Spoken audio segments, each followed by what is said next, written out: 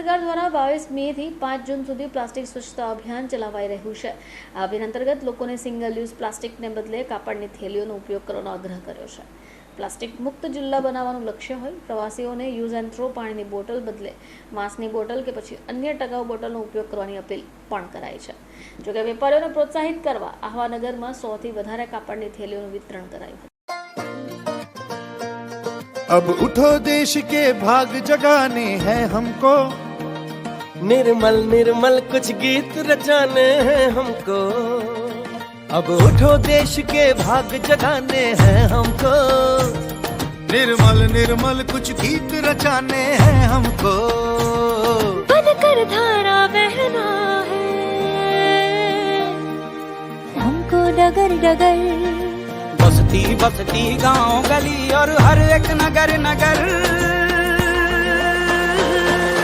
स्वच्छता की जोत जागी रे, स्वच्छता की जोत जागी रे, जागी रे जोत जागी रे, जगमग जगमग सी जोत जागी रे, स्वच्छता की जोत जागी रे।